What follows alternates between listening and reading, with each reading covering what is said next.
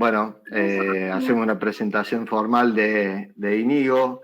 Íñigo es CEO y también socio fundador de Genganar, licenciado en Derecho Jurídico en Deusto Bilbao, máster en Dirección de Recursos Humanos en Barcelona, máster en Gestión de Capital Humano en la Universidad de Cataluña, diploma de consultoría de empresas y organizaciones en la Universidad de Madrid, coach certificado por el International Coaching Center,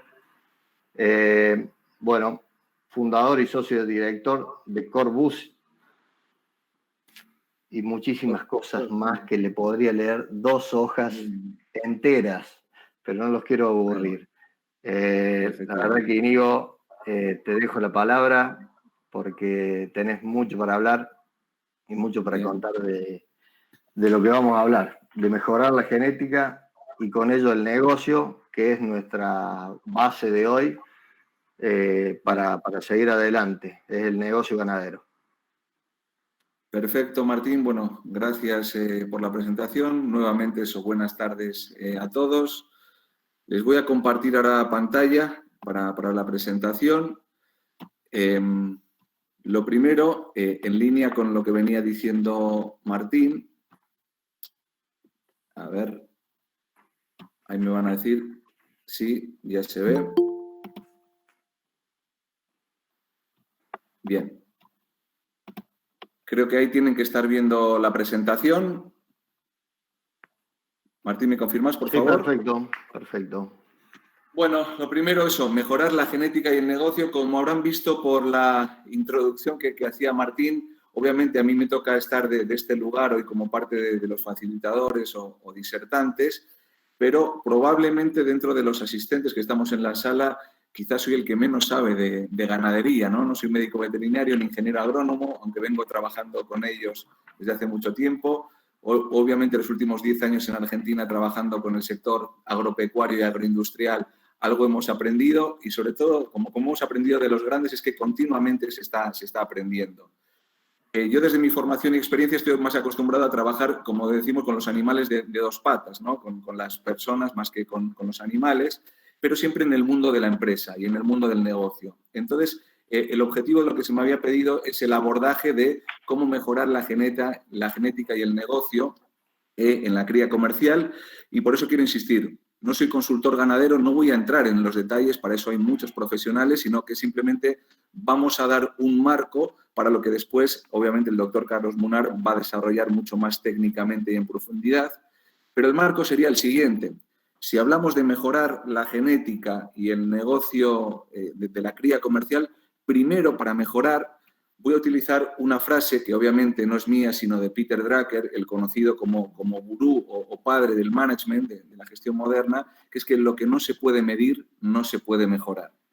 El ojímetro, el masomenómetro no sirve si queremos ser eficientes. Esto es una regla de cualquier empresa, organización o en cualquiera sea el rubro. Lo que no se puede medir no se puede mejorar. Por lo tanto, necesitamos mediciones, datos, para poder mejorar en la rentabilidad y en la eficiencia, que es el propósito. Para eso, una primera pregunta disparadora en función de cuál sea nuestro proyecto productivo, económico, empresarial, es consultarnos primeramente qué es lo que queremos mejorar y a partir de aquí, para ello, qué es lo que necesitamos o qué necesitaríamos mejorar y también dentro de las posibilidades que tenemos, qué es lo que podemos mejorar. Con este primer disparador, yo les presento lo que sería la metodología que trabajamos generalmente en consultoría en desarrollo organizacional, para cualquiera sea el rubro, la empresa, ¿no? Primero, siempre se parte de la situación del estado presente, ¿no? Un diagnóstico de cómo está la organización, la empresa, el campo en el día de hoy. Y cómo está es consecuencia de todo lo que se ha hecho y lo que no se ha hecho a lo largo de los años. Entonces, a partir de la evaluación y fotografía de cómo estamos, es empezar a definir y a planificar, bueno, cómo queremos estar. ¿Cuál es la situación deseada? ¿Cuáles serían los objetivos a lograr? Esto es parte de lo que tenemos que definir para encarar un proceso de mejora. Tener claramente establecidos los objetivos. Una vez que tenemos definida cuál es la brecha entre dónde estamos y dónde queremos llegar, detectar cuáles serían esos obstáculos que hoy no nos están permitiendo avanzar para trabajar lo que se llama el plan de acción. Y ese plan de acción es lo que nos tiene que ir encaminando en el tiempo a esa situación deseada. Obviamente, esa situación deseada tiene que tener una temporalidad, que si estamos hablando de la mejora desde la genética, uno tiene que plantear por lo menos un escenario de 5 años. Aunque sabemos que muchas veces aquí en la Argentina, pues bueno, el largo plazo es el mes que viene, creo que hay que tener una visión de medio y largo plazo, sobre todo por los procesos biológicos y más allá de condiciones de mercado, obviamente con viento de cola, como uno puede ver ahora quizá en la cría, uno avanza más rápido. Pero si sabemos a dónde queremos ir, a veces toca remar más que aprovecharnos del viento y es importante poder definir y tener ese plan de acción de a dónde queremos llegar. ¿Para qué? Para salir de lo que se llamaría la zona de confort, ¿no? que se suele marcar, que es donde estamos cómodos hoy con lo que hemos hecho, y esta es la zona de crecimiento. Esto es lo que nos va a permitir crecer y mejorar en nuestro desarrollo. A la hora de definir objetivos, esto es lo que planteo, primero tenemos que tener claro cuál es el objetivo. ¿Mejorar qué? Mi porcentaje de destete, los kilos al destete. Bueno, ese objetivo, yo planteo esta ficha, que después, bueno, van a tener por ahí la presentación, de qué es lo que quiero mejorar efectivamente, particularmente qué. Después trabajar el cómo, quién o quiénes van a ser los responsables, cuándo establecer los tiempos como un objetivo grande, lo puedo ir particionando en objetivos más chicos, y qué recursos voy a asignar, tanto recursos económicos, financieros, recursos humanos, etcétera, etcétera. Es un poco parte de la ficha que tenemos que tener para un correcto seguimiento de nuestros planes de mejora. Una vez que tenemos el plan de acción, esto es la regla del SMART en inglés, que traducido al castellano sería este acróstico de tener objetivos metas, que sean medibles, cuánto específicamente quiero hacerlo, específico, temporal, asumible y con un significado o sentido en función de lo que queremos lograr. Y, por supuesto, dentro de un plan de acción va a haber diversos objetivos que debemos ordenar según la prioridad para que nos vayan acercando al objetivo deseado y poder avanzar. Y, como les decía, la metodología a utilizar es tener bien claro qué queremos exactamente, cómo lo vamos a trabajar, qué tiempo nos manejamos, quiénes van a ser los líderes y los responsables de seguir con el proyecto y cuáles son los recursos y la inversión que vamos a disponer. Para eso, y esto es una dinámica que lo tenemos desde lo que es el circuito de calidad y de la mejora continua, que como el propio término reza, la mejora continua no se acaba nunca. Es un proceso, es una forma de hacer las cosas, es una cultura de trabajar en nuestras organizaciones o nuestros establecimientos productivos.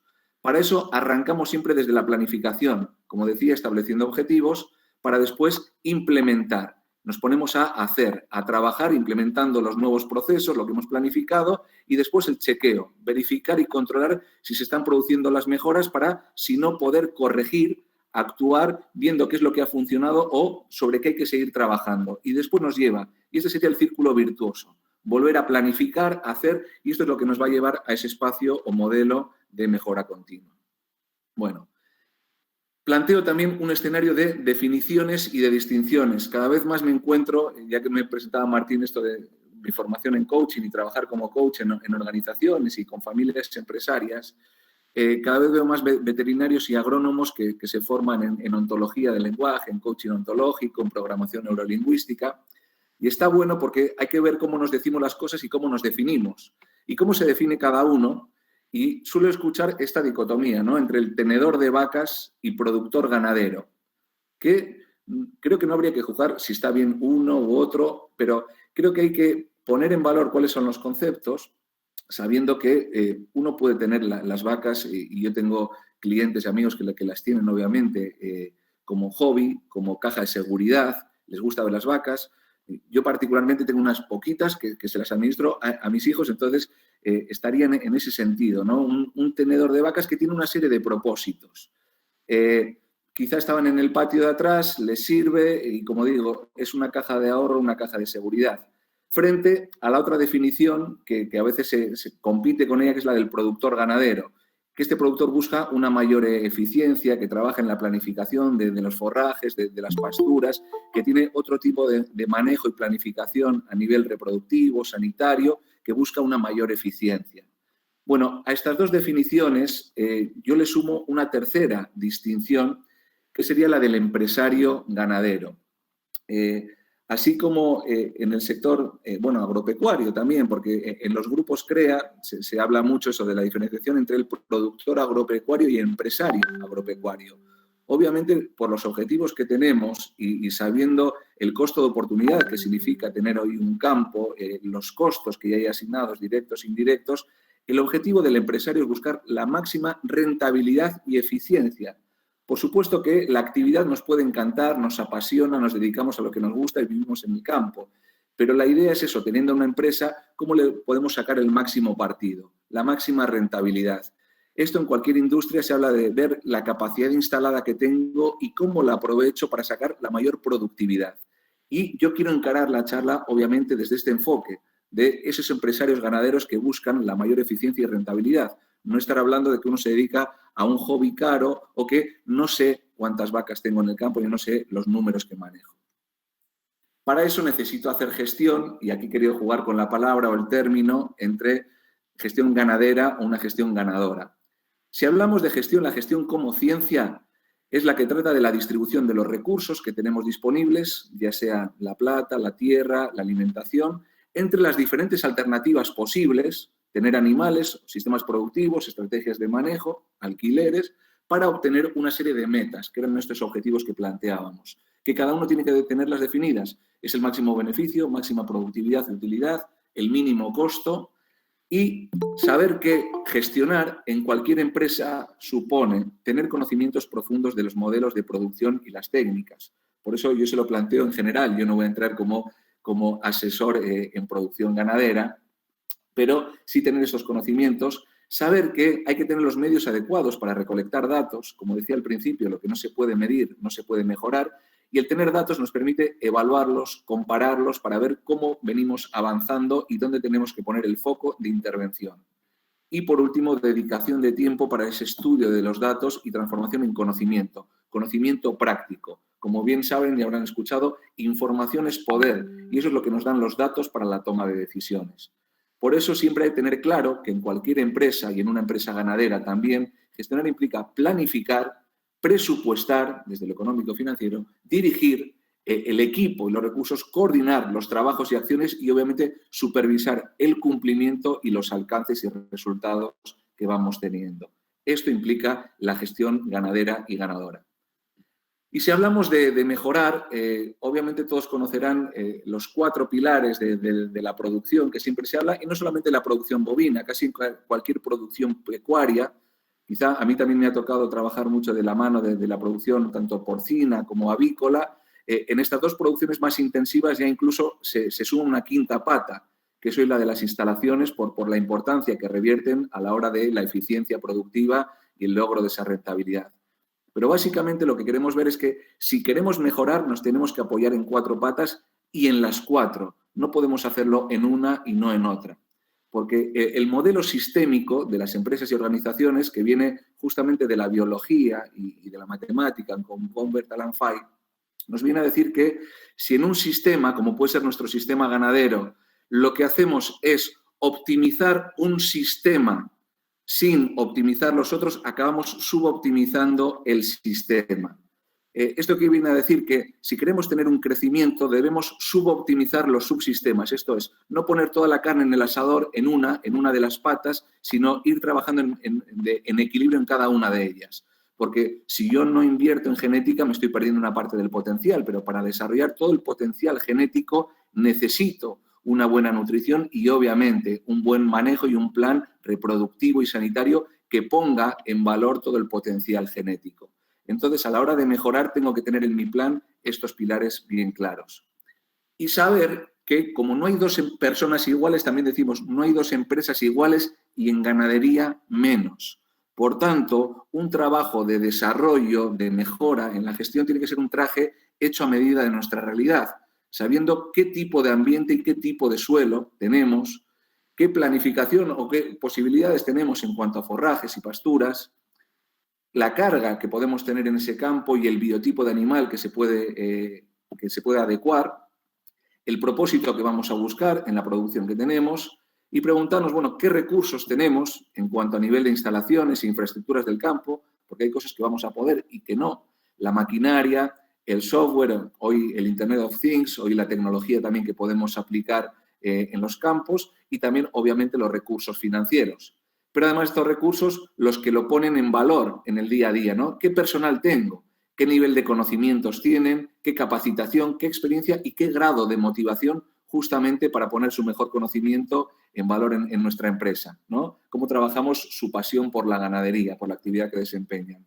Y asimismo, en ese traje hecho a medida, ¿qué preferencias tengo? Porque a algunos les gusta un tipo de raza o de camiseta, vamos a llamarle, y determinados modelos productivos. Definir cuál es mi preferencia en cuanto a modelo productivo para responder una última pregunta.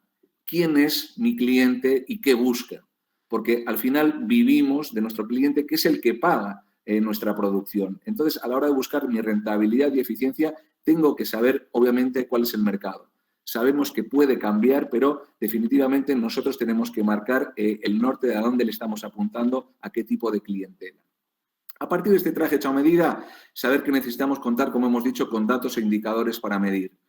¿Qué medimos en la cría y cómo se mide? Pongo una serie de indicadores, pero bueno, cada uno en su campo tendrá que desarrollar los propios, pues el porcentaje de preñez, el de destete, la tasa de preñez que tenemos en ese primer servicio, cantidad de terneros por vaca entorada, kilos por vaca entorada o el costo de ternero o costo del kilo de ternero. Es definir esos indicadores que van a ser parte de la hoja de ruta para medir nuestra eficiencia e ir trabajando en esas mejoras.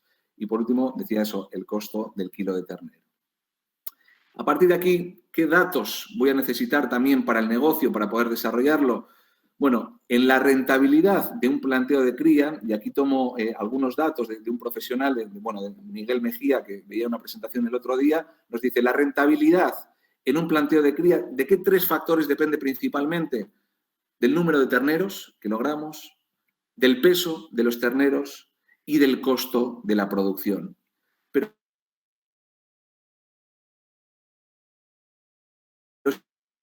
si vemos aquí,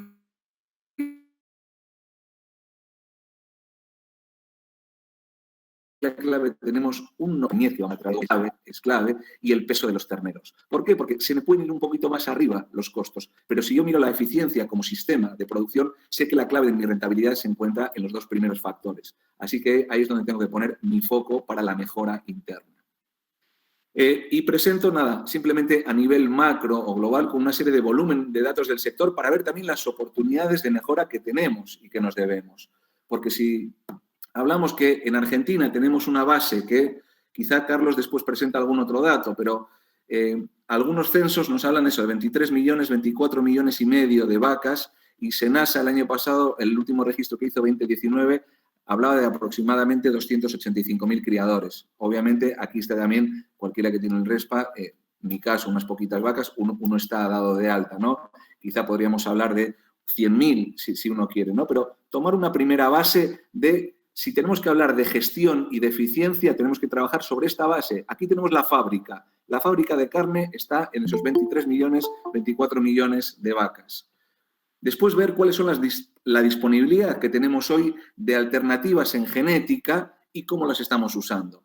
Estas alternativas, serían eso, el semen, los embriones y los reproductores. Y vamos a ver qué tan eficientes somos en el uso para ponerlo en valor sobre esa base de vacas. Hoy los datos que tendríamos que hablar es que si, buscando ser muy eficientes, por supuesto, como toros, para reproductores necesitaríamos ese 2,5-3% del que siempre se viene hablando, que nos llevaría a decir que tendríamos que tener una base de 600.000, 700.000 toros como reproductores para aportar genética, que hablando de un 25% de reposición anual nos llevarían a 150.000, 175.000 toros. Bueno, veremos cómo termina ahora esta época, donde estamos en plena época de remates, pero la reposición real anual estaríamos hablando de unos 20.000 o 30.000 toros, cifra que puede ser discutible, pero que dista mucho de la eficiencia en cuanto al aporte que se puede hacer desde la genética en los rodeos. Obviamente yo esto lo hablo desde lo que me cuentan los genetistas y los asesores. Un ternero con bolas no es un toro, si queremos aplicar toda esa mejora genética en toros sobradamente comprobados, ¿verdad? Y también, obviamente, reproductores, no solamente hablamos de toros, sino también cómo incluimos la reposición de vaquillonas o los vientres en nuestros rodeos. A partir de estos datos, también no solamente tenemos la inversión en reproductores, sino en semen. Y aquí cuento unos datos de 2018 y 2019. 2018 en Argentina se utilizaron 5,2 millones de dosis. El 55,5% fueron dosis de carne, el resto fueron lecheras. Y en 2019 ya se incrementó en 1.300.000, se fue hasta 6.054 millones de dosis, siendo el 57% en carne. Obviamente hay un 85% del mercado interno, se exportó casi 1 millón de dosis, se exportaron fuera, y esto vendría a ver que se está aplicando sobre más o menos, y siendo generosos, un 15% del rodeo, podríamos hablar de un 12, un 15%, que con una tasa de preñez del 50 estaríamos hablando de una influencia o impacto sobre el 7,5, sobre el 6, o sea, habría mucho porcentaje todavía con las biotecnologías para poder mejorar. Y si hablamos de lo que es embriones, una biotecnología que está disponible, pero que parece que es o se ha tomado casi como exclusiva a determinados sectores premium o de cabañas, pero que está disponible justamente para esa mejora genética, tendríamos los siguientes datos, que en 2018 se produjeron 55.000 embriones en la Argentina, ya el año pasado se incrementó en un 30%, la producción pasaron a 71.594, de los cuales fueron transferidos 49.386 en 2018 y aproximadamente 58.000, ahí tenemos indicadores, pero no el dato cerrado, que lo ha producido SATE, pero estarían cerca de los 58.000. Con lo cual, vemos que todavía hay unos cuantos disponibles en los ternos y, bueno, hay mucho potencial porque también con la calidad genética que tiene Argentina, únicamente el año pasado se exportaron 5.000 embriones a otros países, principalmente de Latinoamérica. Entonces, simplemente, y para ir cerrando con los datos, aquí tendríamos el tema de las dosis carniceras que se habían compartido recientemente por la Cámara Argentina de las Biotecnologías y Inseminación Artificial. Como decimos, 3.700.000 en carne y casi el millón de las dosis exportadas. Y también viendo y leyendo las tendencias, como en 2018 fue incrementándose, si vemos la tendencia cómo viene creciendo, 55.000 embriones, como les decía, y cómo ya 2019 sigue creciendo la tasa y se llegaron hasta los 71.594. Entonces aquí es donde tenemos biotecnologías y genética disponible para la mejora de nuestro rodeo. Para ir cerrando, última diapositiva, les planteo una serie de afirmaciones, si estamos todos de acuerdo, y empecemos a generar acuerdos que creo que, más allá de lo individual de cada producción, esto debieran ser acuerdos a nivel nacional de ganaderías, acuerdos y objetivos a nivel país. Sabemos hoy, mirando al mercado global, que la demanda mundial de carne y de carne bovina es superior a la oferta actual y que la tierra fértil disponible es limitada, los países con cultura y con capacidad de producción ganadera no son tantos, entonces ahí tenemos una oportunidad, pero también tenemos un déficit, ¿no? Un déficit porque no podemos seguir conviviendo con una tasa de destete de un 62-63%. Estamos perdiendo oportunidades de, con las mismas hectáreas y las mismas cabezas, estar produciendo mucha más carne y mejor carne.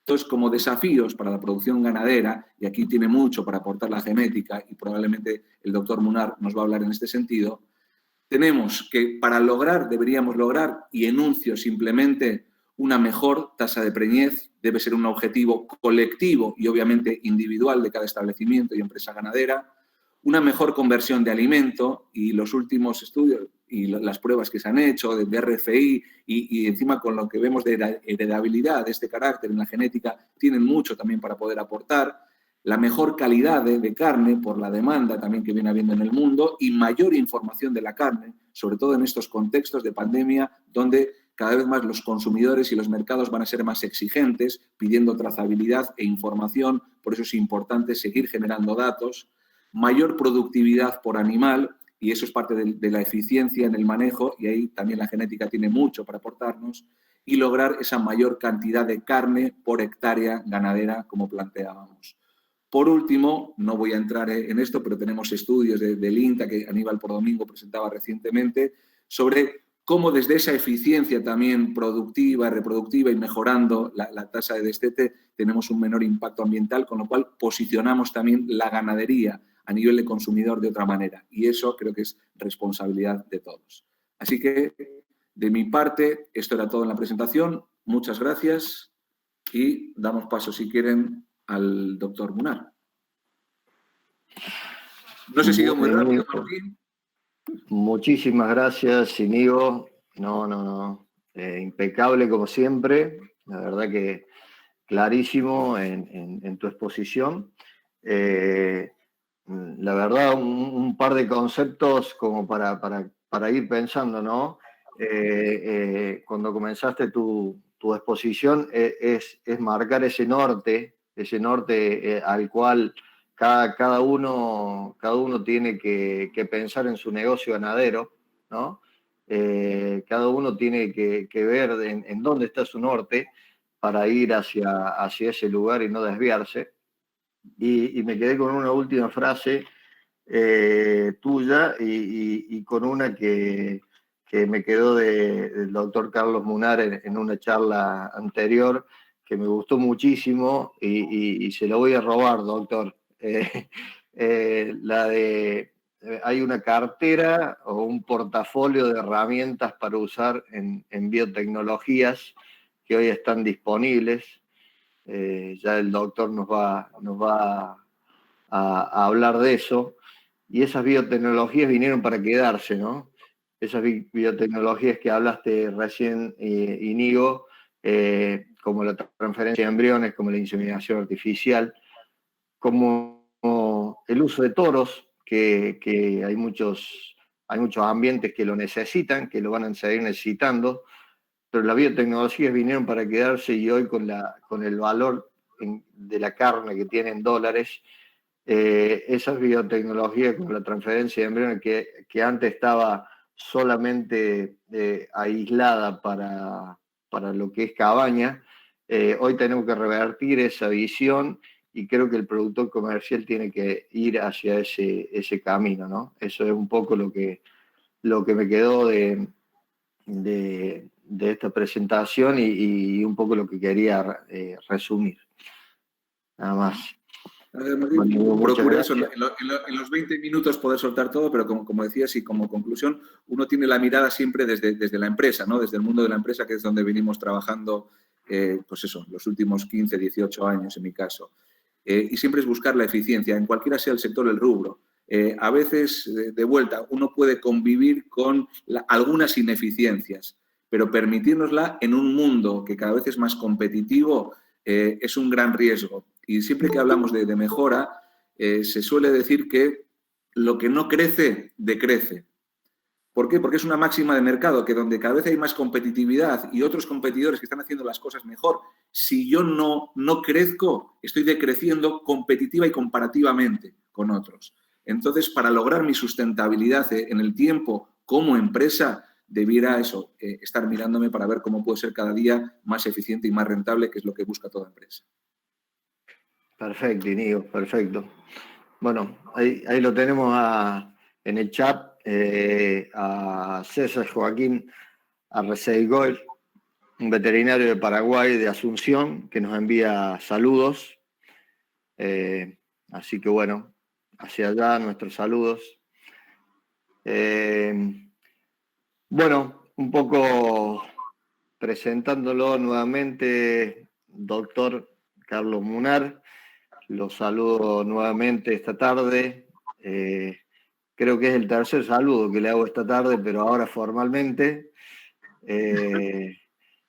Lo tenemos gracias a esta tecnología, porque la tecnología también vino para quedarse, como GenGanar, esta nueva tecnología de comercialización, esta tecnología en esta pandemia de tener que generar estas charlas por videoconferencia, también vino para quedarse. Lo tenemos al doctor Munar de Entre Ríos, desde, ¿cómo es? Santa Elena. Santa Elena. Bien. Así que con mucho calor desde Santa Elena. Buenas tardes, doctor Munar. Muy buenas tardes para todos. Es un gusto estar compartiendo este webinar con todos ustedes. Bueno, el doctor Munar, como todos saben, bueno, con larguísima trayectoria. Le agradezco nuevamente por estar con nosotros en otro webinar. Ya lo habíamos molestado otra vez, pero no nos cansamos de pedirle ayuda para estas charlas porque son muy ricas y la verdad que nos enorgullece tenerlos. Así que, bueno, muchas gracias. Sabemos que está trabajando duro en ese Entre Ríos con mucho calor, pero se ha hecho un tiempito para darnos una mano en este webinar. Así que me voy a tomar, ya todo el mundo conoce al doctor Carlos Munar, pero me voy a tomar un ratito y voy a tener que tomar una ayuda de memoria para contar quién es Carlos Munar, ¿no? Y de todo lo que ha hecho en su vida y en su recorrido. El doctor Carlos José Munar, médico veterinario, egresó de la Universidad Nacional de La Plata, hizo curso de posgrado de transferencia embrionaria en Colorado State, en Estados Unidos, en Francia, curso de posgrados en la Universidad de Belgrano, últimamente, es miembro de la IET, de la International Embryo Transfer Society, de la AET, American Embryo Transfer Association, de la SATE, Sociedad Argentina de Tecnología Embrionaria, de la CAVIA, Cámara Argentina de Inseminación Artificial,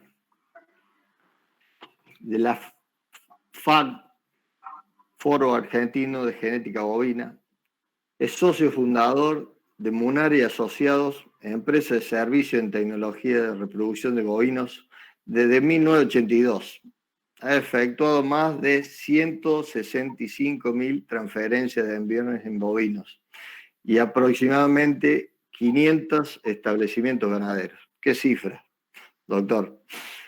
Proyectos de transferencias embrionarias, explotación de embriones y transferencias tecnológicas realizadas en Argentina, Estados Unidos, Canadá, Brasil, Uruguay, Paraguay, Bolivia, Perú, Colombia, Panamá, Venezuela, España, Francia, Escocia, Portugal, China, Israel, Nigeria.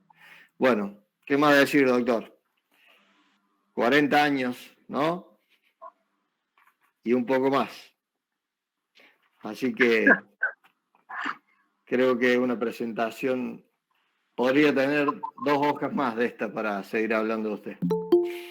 Así que, presentado el doctor Munar, es un placer. Es suyo el espacio. Muchas gracias. Bueno, muchas gracias Martín, muchas gracias Íñigo por esta invitación a compartir el webinar. Cuando vos me presentás, Martín, a mí me parece increíble todo lo que hemos hecho en estos 40 años, pero que nada de eso hubiera sido posible sin el apoyo de un numeroso equipo de colegas que me han acompañado en todos estos años y que nos han ayudado a capacitarnos y a capacitarse y a hacer la extensión de las técnicas como venimos haciéndolo. Aquí vos recién mencionabas a César Receigor, y César Receigor también fue uno de nuestros socios allá por los años 80, 90.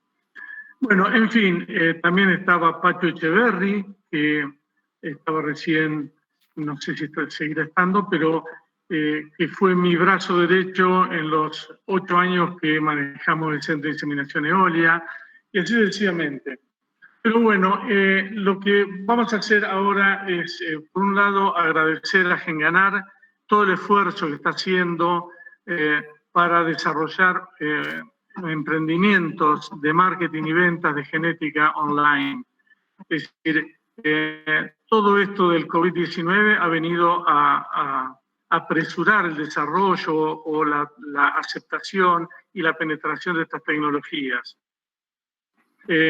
Sabemos que estos desarrollos Genganar los inició mucho antes del COVID, pero que ahora con el COVID las cosas se vienen precipitando. Y para nosotros los profesionales de la transferencia embrionaria o de la reproducción, lo mismo que para muchos de los criadores que producen embriones, va a ser un servicio fundamental el que van a proveer ustedes de dar a conocer la genética y la disponibilidad y el acceso al público consumidor comercial, no para cabañas, también para cabañas, por supuesto, porque hay alta genética en todos los estados, pero fundamentalmente para el productor comercial. Entonces, continuando y para dar inicio a mi presentación, yo voy a darle continuidad a la presentación de Íñigo, que me encantó. Me encantó porque ese posgrado que yo hice en la Universidad de Belgrano lo hice hace 4 años. No, lo hice cuando era joven. Bueno, y lo hice precisamente en organización estratégica de las empresas, en organización estratégica de las empresas. Hice un posgrado, por lo tanto, me encanta el idioma que habla Íñigo porque me resulta muy familiar y muy interesante para ver todo lo que hacemos en el día a día desde el punto de vista del empresario agropecuario.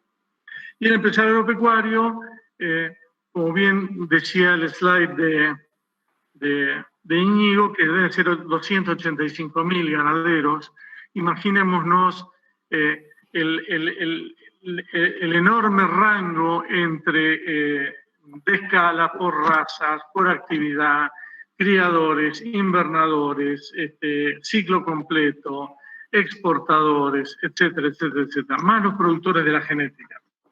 Entonces, el ambiente es muy vasto, entonces yo voy a tratar de presentar los criterios de selección y las biotecnologías de reproducción desde el punto de vista del empresario agropecuario. No voy a introducir nada más que algunas recomendaciones de uso de los 3 sistemas, pero no voy a profundizar en detalles técnicos.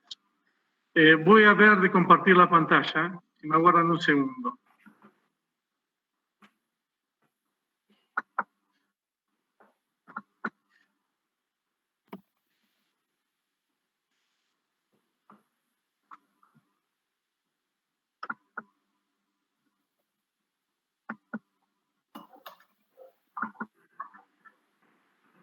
Bueno, ¿apareció ahí?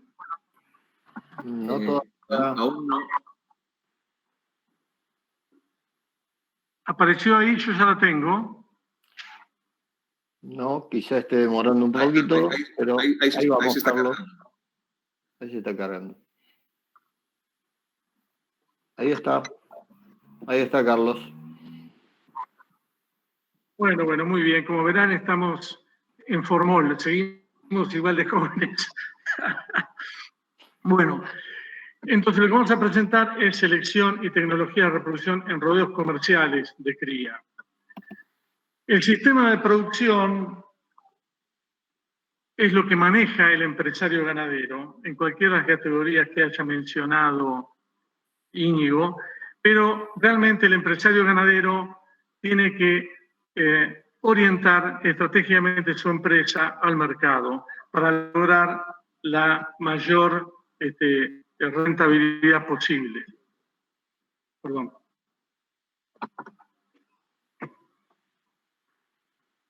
Entonces, ¿qué es lo que hace el empresario? El empresario, hagamos de cuenta que tiene que analizar el mercado y en base a ese mercado seleccionar el producto que él considera que va a ser el más rentable de acuerdo a su medio ambiente, a su gusto por el animal o el animal que se adapta a su medio ambiente, las distancias a los mercados, por la logística. En Argentina los costos de logística y transporte son enormes y eso nos quita competitividad, para que al fin del día llegar a la selección de cuál va a ser el animal, la máquina de producir ese producto que hemos elegido, que puede ser ternero al destete, puede ser, digamos, ese ternero al destete, a qué mercado va a ir, si va a ser al mercado de consumo interno, si es Unión Europea, si es 481, si es cuota Hilton. Tenemos que seleccionar de acuerdo a nuestro ambiente y de acuerdo con el mercado, qué animal vamos a poner a trabajar al servicio de la empresa. Y entonces ahí entramos en el capítulo de selección y dentro de selección todo el capítulo de reproducción.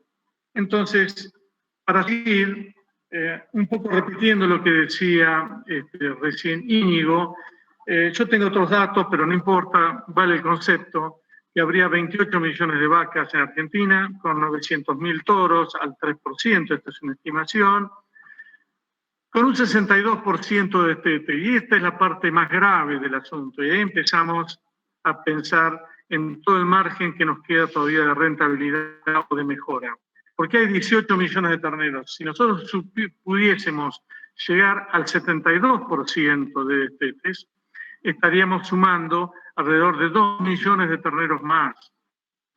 Y así sucesivamente. Mientras que los toros de reposición son anualmente 250.000, y todos tenemos dudas si esos 250.000 realmente es lo que producimos para la reposición, y lo que no tenemos ninguna duda es que esos 250.000, escasamente el 20%, deben tener registros de producción o mérito genético. Lo mismo podemos decir de un 25 o un 30% de reposición anual en las vaquillonas, que se requerirían 7 millones de vaquillonas por año de reposición, lo cual habla de un mercado realmente muy importante, pero como bien decía Íñigo, de que hay que pensar los objetivos de mejora en un plazo determinado. Si nosotros estamos con un 25, un 30% de reposición anual, podemos decir que en 5 años, al 25% de reposición anual, estaríamos dando toda una vuelta a nuestra genética en pos del objetivo final y en pos de esa mejora continua que tenemos que trabajar. En Argentina, si nosotros viésemos el mercado como una pirámide, nosotros vemos que los sistemas de servicio que se utilizan, el 90% del mercado o el 90% de las vacas se preñan con toros. Con inseminación artificial entre el 10 y el 12%, ahora con el tiempo fijo y en una situación beneficiosa en cuanto a los costos, es que ha aumentado considerablemente la inseminación en los rodeos de cría. Y la transferencia embrionaria, con un 2%, que es alrededor de 50.000 embriones transferidos por año, es lo que marca toda esta pirámide. Entonces, ¿para qué hacemos transferencia embrionaria? Para producir toros, para producir reproductores. ¿Para qué hacemos inseminación artificial? Fundamentalmente, vamos a ver en un minuto, que es para producir más kilos al destete o las vaquillonas de reposición. ¿Y para qué usamos los toros? Para corregir todos los errores que comete el hombre cuando aplica las biotecnologías. Y el toro, en definitiva, es su majestad, porque nosotros hacemos transferencia embrionaria para producir toros que después van a ser usados en inseminación artificial, y los que no se han usado en inseminación artificial van a ir a dar servicio a través de los rodeos puro por cruz, etcétera. Todo ese aumento de la población de toros superiores va a ir a incrementar el potencial genético de ese 90% que llega hasta la base de la producción. Calificación superior o una calificación más específica que se ajuste a las características de la carne que nos está demandando el mercado. En todo esto de la vaca adaptada, acá tiene mucha importancia el sistema de producción y la disponibilidad de forraje. Y en cuanto a los mercados, es la demanda. Entonces tenemos que tener muy claro cuál es el objetivo, qué es lo que queremos producir. Y no es un solo producto, puede ser varios productos en un mismo establecimiento, para abastecer a diferentes mercados con diferentes valores, de acuerdo a la vaca adaptada al campo, de acuerdo a la máquina que nosotros tenemos. Entonces tenemos que pensar si vamos a producir terneros para consumo liviano, terneros para la Unión Europea, la 481 o pesados. Al mismo tiempo, de nuestro establecimiento tenemos que producir toros para reposición o adquirirlos afuera y vaquillonas de reposición. Entonces, de esa manera, nosotros un 25% anual de reposición entre 4 y 5 años, pero más vale en 5 años, estaríamos dando toda una vuelta al circuito de los animales. ¿Cuáles son los objetivos de producción en un rodeo de cría? Esto para ir entrando en tema. Los criadores necesitan altos índices de preñez en periodos cortos de tiempo. Un ternero sano y pesado por vaca por año. Esto es una utopía, pero bueno, sería lo ideal. Vaquillonas de reposición preñadas precozmente. Entonces acá tenemos que destacar el servicio de 15 meses, porque de esa manera eliminamos una categoría ociosa, como vamos a ver enseguida, y acortamos el intervalo generacional. O a lo sumo entre 18 y 20 meses, pero en lo posible no dejarlo más tiempo a la vaquillona para que siga comiendo alegremente por el campo, porque uno de los objetivos es minimizar las categorías ociosas. Eso es la cantidad de toros y de vaquillonas de recría. Entonces, la vaquillona de recría tiene un costo y el toro, cuando deja de trabajar o está inactivo o es un toro subfértil, también tiene un costo y eso hay que evitarlo.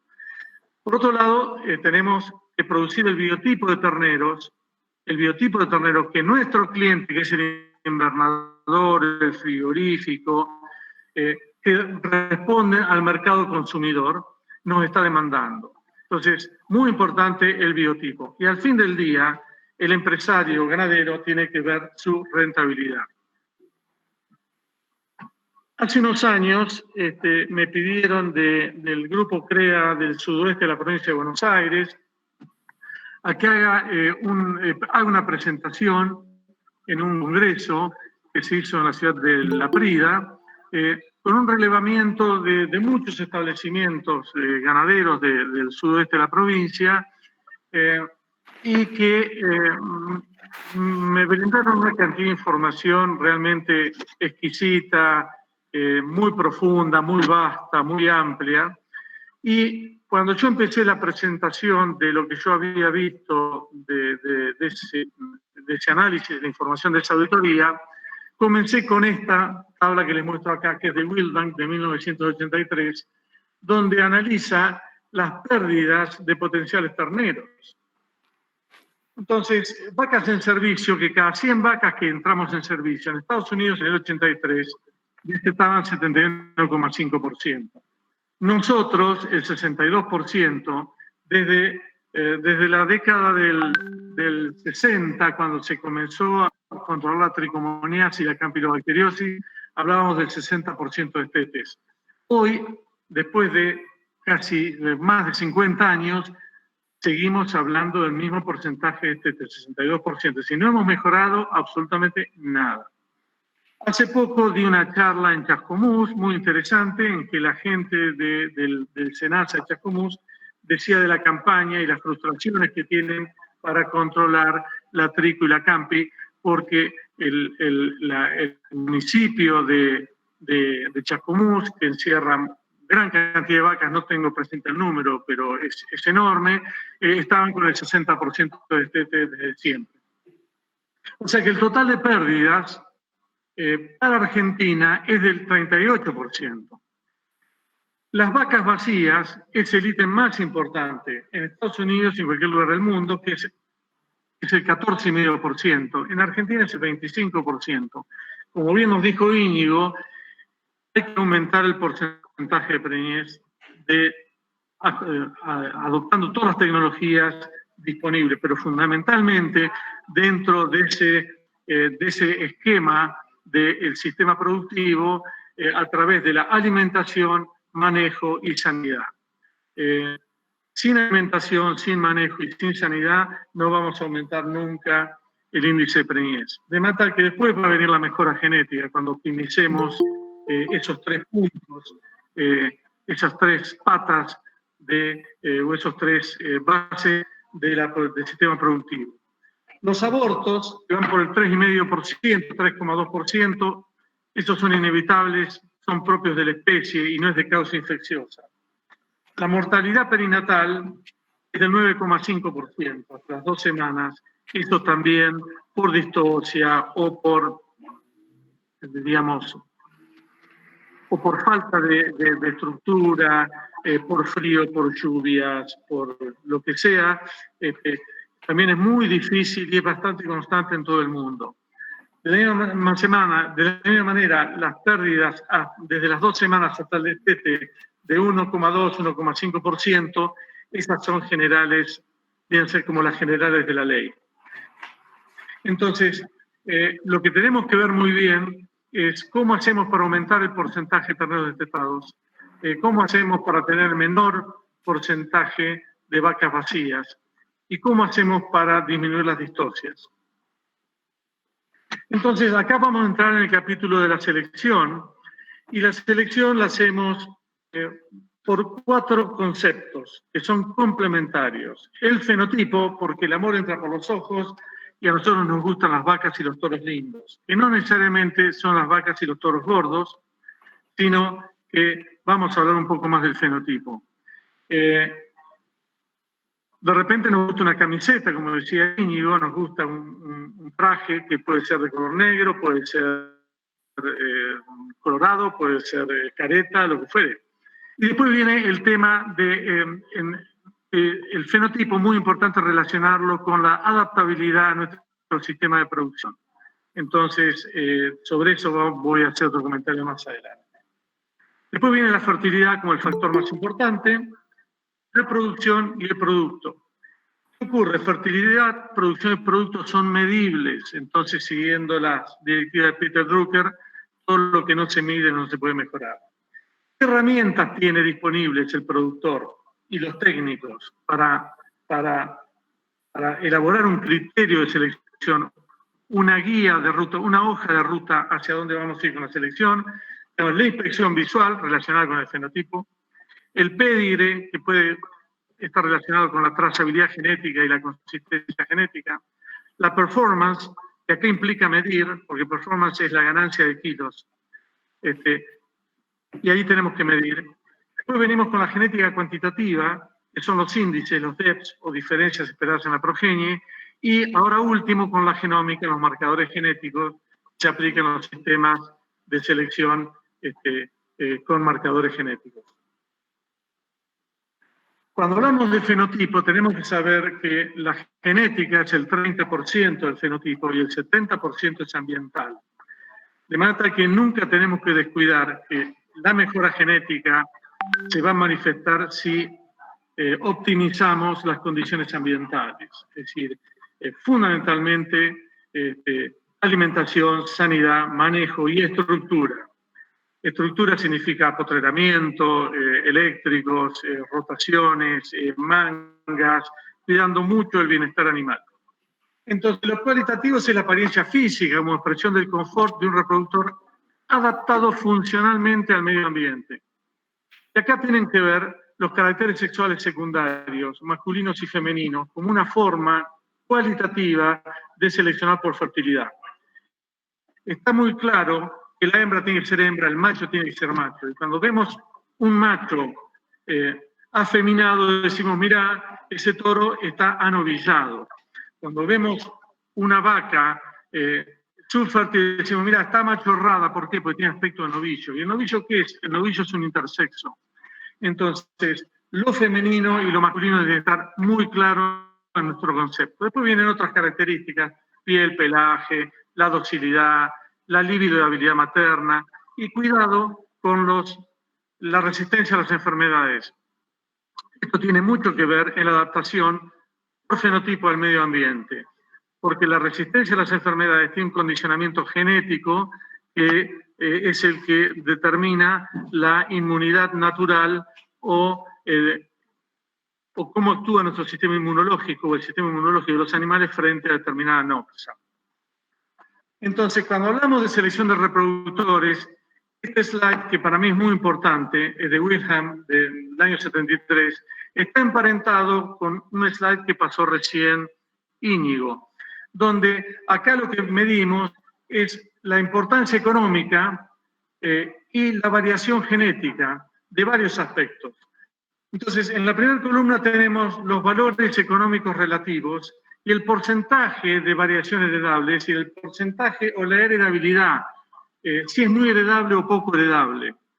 Entonces, la reproducción tiene un valor económico de 20. ¿Por qué? Porque si no tenemos preñeces o no tenemos terneros destetados, no va a haber rentabilidad en ningún rodeo de cría.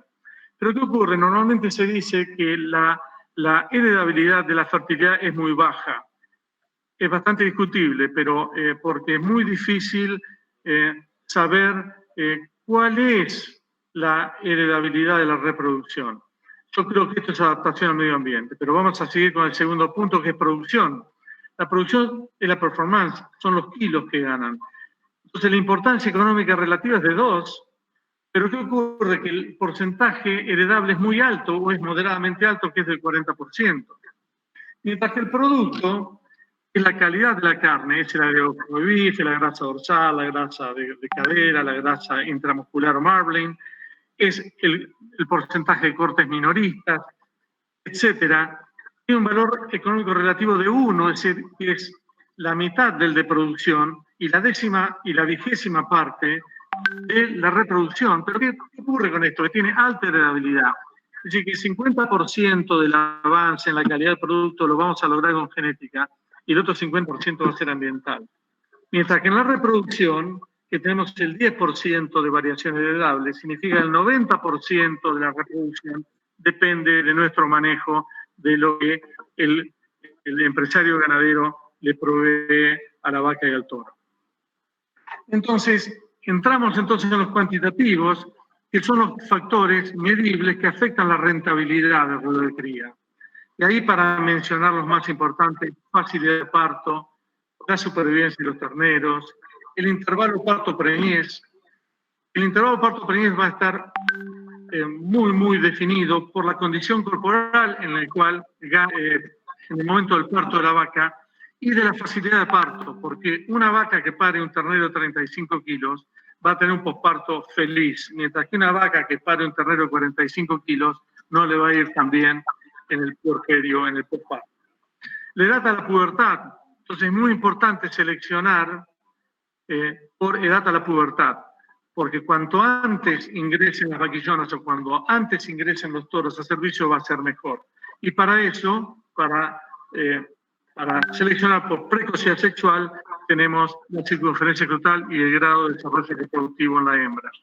La ganancia de pesos es obvia, la eficiencia de conversión, ligada en este momento con la genómica, la calidad de la carcasa y la calidad de la carne. Esos son los aspectos cuantitativos que van a marcar nuestro negocio y los criterios de selección.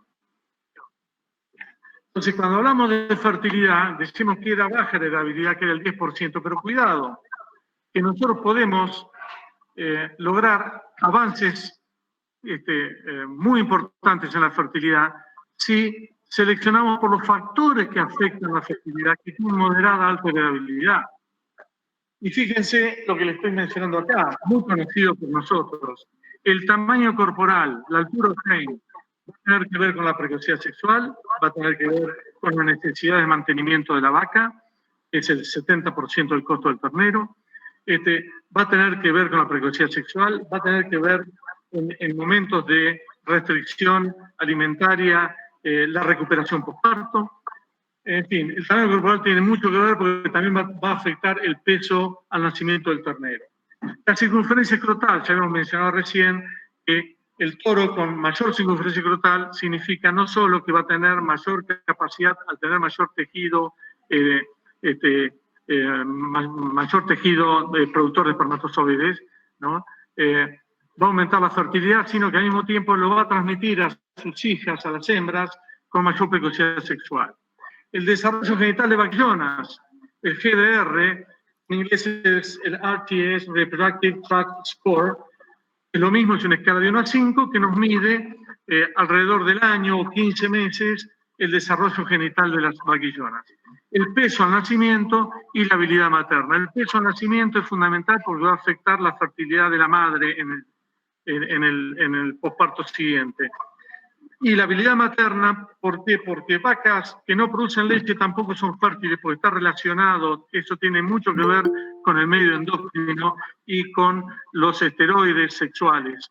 Entonces, de progesterona, estrógeno, etc. Entonces, la habilidad materna al mismo tiempo nos va a dar un mejor ternero, nos va a dar kilos gratis de ternero, una mejor crianza, y esa mejor crianza después se va, si de esa buena crianza nosotros después fortalecemos la recría, cuidado con la recría, que es una categoría muy castigada en la mayoría de los ganaderos, ¿no? En la mayoría de las ganaderías, eso nos va a garantizar la fertilidad futura de esa vaquilla o de ese toro, porque lo que no ganamos al pie de la madre o en la recría 1 es irreversible, eso no se recupera. Aunque después le pongamos kilos, le vamos a poner músculo y grasa, pero no fertilidad ni funcionalidad.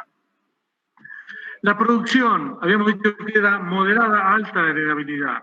Entonces, si nosotros hacemos de esto, del cuadro anterior, ¿no? Si dijéramos que, vuelvo al anterior, que esto fuese el marco de un cuadro, tenemos el frame en el marco superior, la circunferencia total en el marco izquierdo, en la base tenemos el peso de nacimiento y en el otro, en el borde derecho, tenemos la habilidad materna. Todo eso tiene que estar siempre neutro o ligeramente positivo, nunca negativo y nunca demasiado positivo, sobre todo cuando hablamos de tamaño corporal o de producción de leche de la madre. Porque estamos en un rodeo de cría, de manera que si el DEP de la madre es demasiado alto en leche, esa vaca va a sufrir el posparto, y sobre todo cuando queremos preñarla, que es alrededor de los 80 días posparto para que tenga un periodo entre parto de un año, la vaca va a estar recién superando la crisis del balance energético negativo del pico de lactancia que se produce a los 60 días. Entonces, si esa vaca produce demasiada leche, hablamos de demasiada leche porque el ternero tampoco va a terminar de aprovecharla. Entonces, sobre ese marco, adentro tenemos que ponerle el peso al nacimiento, el peso al destete, el peso final, el tamaño corporal frame, porque eso es de alta heredabilidad.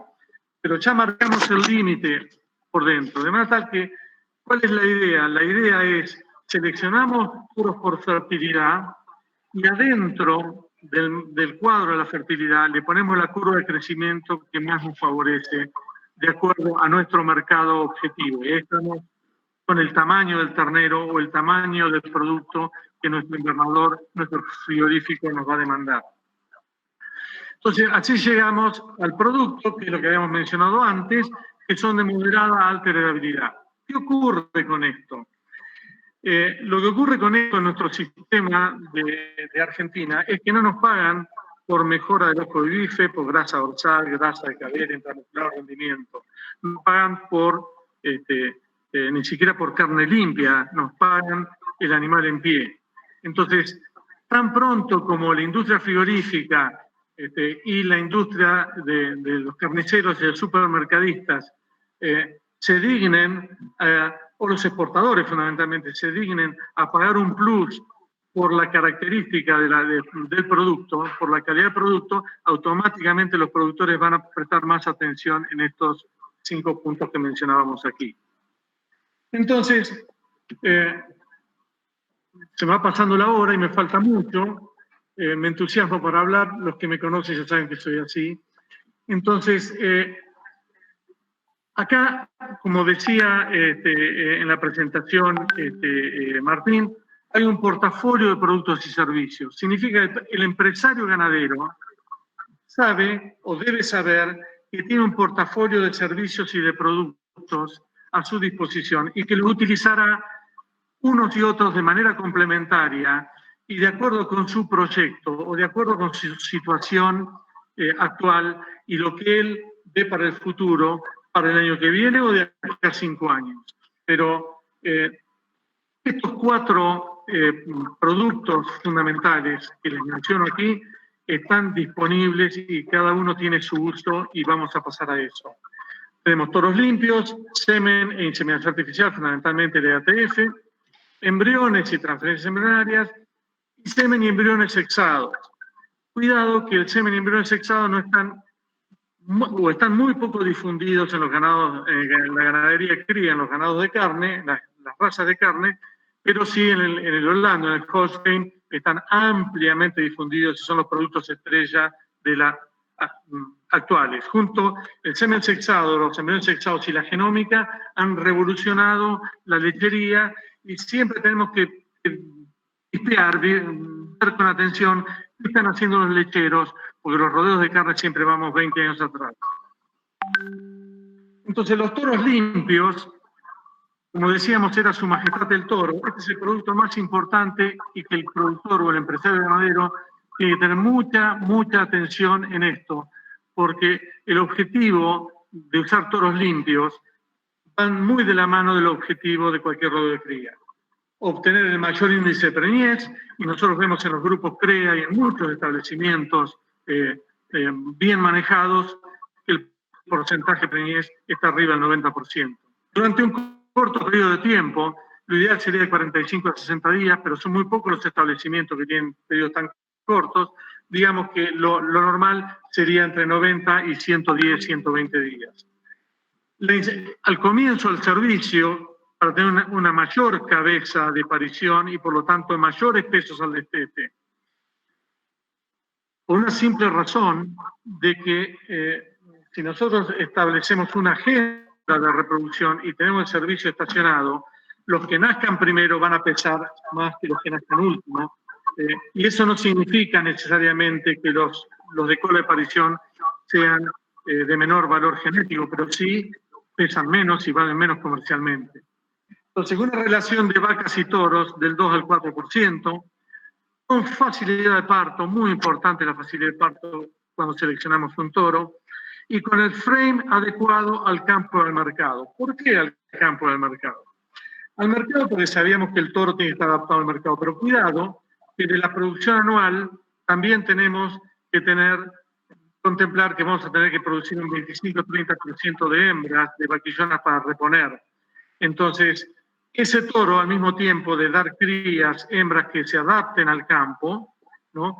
Ese toro también se tiene que mantener en condiciones pastoriles que no son las condiciones de cabaña que se le proveen al toro para que maximice su potencial genético y su fenotipo hasta los 18 o 24 meses al momento de la venta. Cuando ese animal vuelve al campo, se tiene que poner las alpargatas y la bombacha y tiene que salir a patear el campo y correr las vacas. Entonces, cuidado con eso. Cuidado con el frame y el peso adulto de los toros. Entonces, acá van 2 o 3 conceptos muy prácticos, que esto va dirigido hacia el productor, pero que coincidimos con todos los colegas que nos están escuchando, que están compartiendo esta charla. Tienen 6 atributos los toros para ser fértiles. Yo agregaría un 7º. Pero el examen clínico, que es el estado físico y la condición corporal, la integridad del aparato genital y la circunferencia escrotal.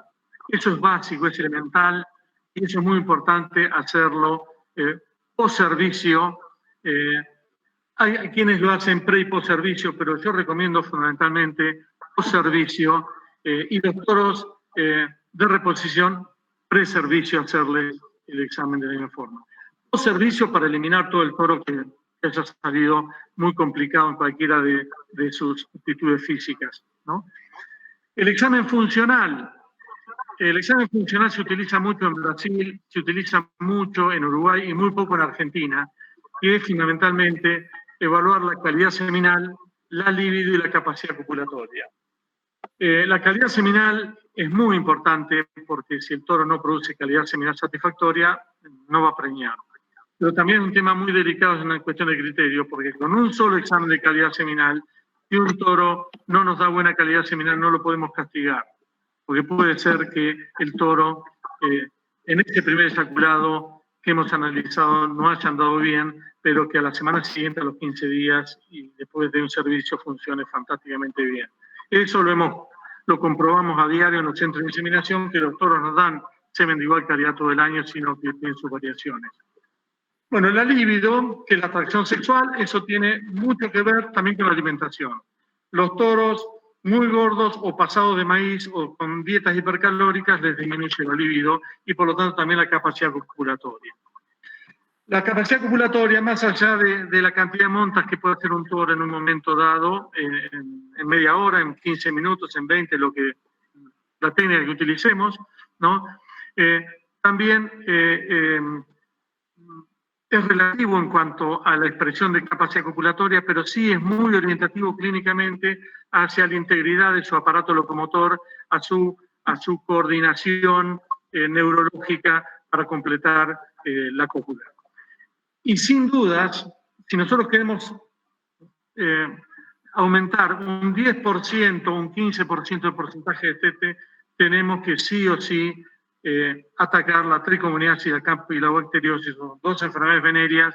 La campilobacteriosis tiene vacuna y tiene tratamiento antibiótico, pero la tricomoniasis no tiene tratamiento y es realmente un factor muy serio que afecta a los índices reproductivos. Entonces, como para terminar con el toro, no creamos que el toro sale gratis, ¿no? Porque ¿cuánto cuesta una preñez de servicio con toro? Si nosotros decimos que un toro vale 1.600 kilos, eso serían hoy 160.000 pesos, es lo que vale un toro general o puro controlado hoy en el mercado, y que ese toro nos va a dar servicio 4 años, y después tiene una sanidad anual de 40 kilos, un pastor anual de 120 kilos. Al fin del día, un toro nos cuesta por año 560 kilos. Si nosotros usamos los toros al 3%, un toro cada 33 vacas, y si preña 28 vacas, significa el 85%, cada toro nos da 28 terneros, 560 kilos dividido 28 preñezos, 28 terneros, significan que 20 kilos nos costó, de cada ternero 20 kilos nos costó el toro. Y eso, aunque no lo sintamos, por lo tanto no nos duele, es real. Pasemos ahora a la inseminación artificial a tiempo fijo. ¿Cuáles son los objetivos de la inseminación a tiempo fijo? Obviamente la mejora genética, y a través de la inseminación artificial vamos a mejorar la calidad de las vaquillonas de reposición, siempre sabiendo que la vaca tiene que estar adaptada al campo, por lo tanto la reposición de las vaquillonas también. Por otro lado, la inseminación es un muy buen elemento para la profilaxis de enfermedades venéreas, o cuando nosotros estamos haciendo diagnóstico de venerias y tenemos un serio problema en los establecimientos. Entonces, la recomendación es comenzar con IATF y después seguir con servicio de repaso, obviamente con toros limpios. Por otro lado, uno de los objetivos es acortar el intervalo entre partos. ¿Por qué? Porque los tratamientos con dispositivos intravaginales reducen el tiempo de anestro posparto, induciendo el celo, siempre y cuando la vaca esté en buena condición corporal y ganando peso y habiendo superado el estrés del balance energético negativo y del pico de lactancia que se produce a los 60 días. Por otro lado, tenemos el otro beneficio, es mayor peso y calidad de los destetes. Calidad significa de todo punto de vista, desde el punto de vista racial, calidad de carne, etc. Y acá juega mucho el toro orientado al mercado. Entonces, cuidado con la selección del toro que vamos a hacer para la IATF, fundamentalmente cuidando el bajo peso al nacer, como siempre hemos mencionado en el toro limpio. Y acá van algunos consejos prácticos para mejorar los resultados. Las vaquillonas tienen que tener edad, peso, grado de desarrollo reproductivo y ciclando, sea esto a los 15 o a los 18 o a los 20 meses. Es indispensable estos 4 elementos. No es cuestión de hacer IATF en vaquillonas de 15 meses que no hayan alcanzado el peso, o aunque hayan alcanzado el peso no tienen grado de desarrollo reproductivo y no están ciclando, porque eso nos va a hacer fracasar y vamos a tener bajos índices y después vamos a estar mirando para otro lado a ver quién fue el culpable. Busquemos soluciones, seamos capaces, seamos inteligentes, busquemos soluciones y busquemos anticiparnos a los problemas. Las vacas paridas después de los 70 días posparto, la condición corporal mayor de 5 en una escala de 1 a 9, o si ustedes quieren, de mayor de 2,5 si fue una escala de 1 a 5. El balance energético positivo, que hayamos pasado el pico de lactancia y que la vaca esté recuperando peso. Generalmente eso ocurre en otoño o en primavera con la curva de producción de forraje en condiciones extensivas de pastoreo. Pacto previo y sanidad preventiva. El pacto previo es indispensable para determinar el grado de desarrollo reproductivo, si están ciclando o no están ciclando, y fundamentalmente para evitar sincronizar a tiempo fijo preñez de robo que nos van a abortar. Y la sanidad preventiva es básicamente ecto y endoparásitos y el complejo abortivo. Bioabortogen o la marca que ustedes elijan, pero hay excelentes vacunas en el mercado para prevenir el aborto. Vitaminas A, D, E, minerales inyectables, cobre y selenio. Nuestro país está totalmente carenciado de cobre y de selenio en todo el país, razón por la cual recomendamos, y también aquí hay muy buenos productos inyectables.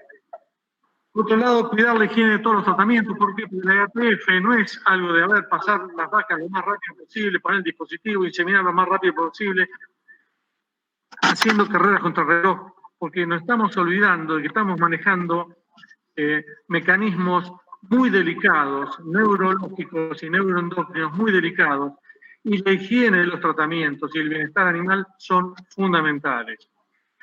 Lo que estamos haciendo cuando colocamos un dispositivo intravaginal es un acto médico, razón por la cual, si nosotros introducimos el dispositivo sin cuidar la higiene, la vaginitis que se produce al tener un cuerpo extraño dentro de la vagina durante 7 u 8 días, siempre en el 100% de las vaquillonas, por más higiene y esterilidad que utilicemos, va a haber vaginitis.